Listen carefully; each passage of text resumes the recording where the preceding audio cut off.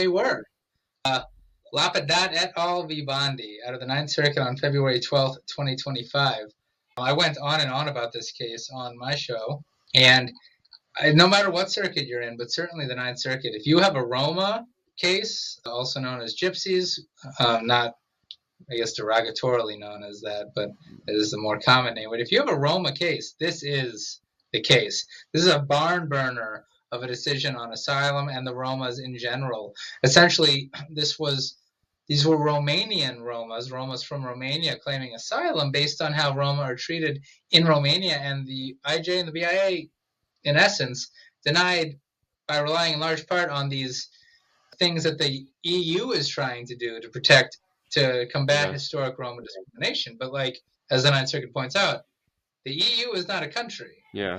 The Lapadats are not getting deported to the EU. They're getting deported to Romania. And so it's not overly important at all what the EU is doing. So that alone is an important holding, because you see that, I've seen that in cases regarding an EU country. They try to point to EU policies, but that is not how asylum works. You focus on the country. And here, quote, discrimination continues to be widespread across the EU and is present in all societies and in all key areas, says the Ninth Circuit.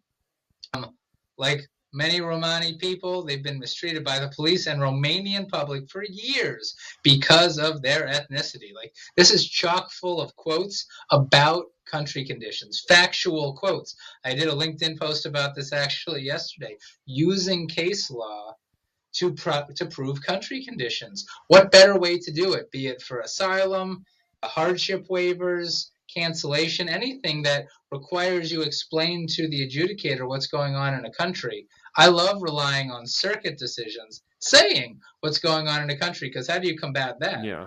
You really, it's very, very difficult. And the Ninth Circuit goes on and on and on. And so, of course, it was remanded for the Lapadats.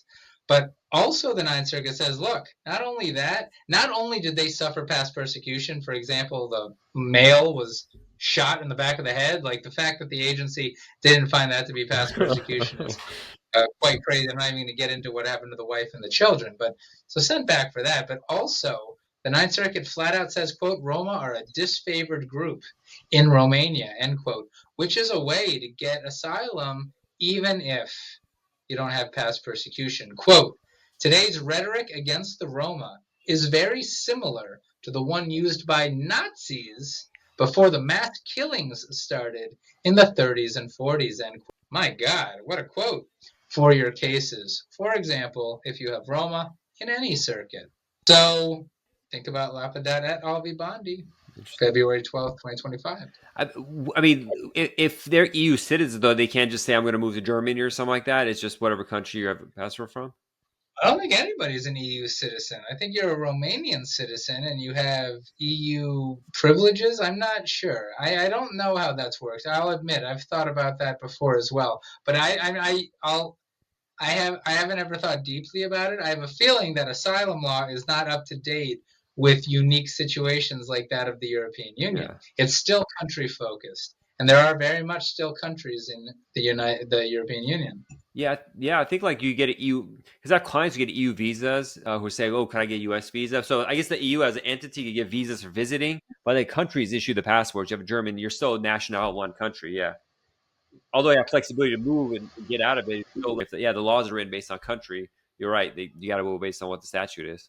Right. I'm quite certain that the Lapadats are not citizens of Germany, that they're only citizens of Romania, for example. Yeah.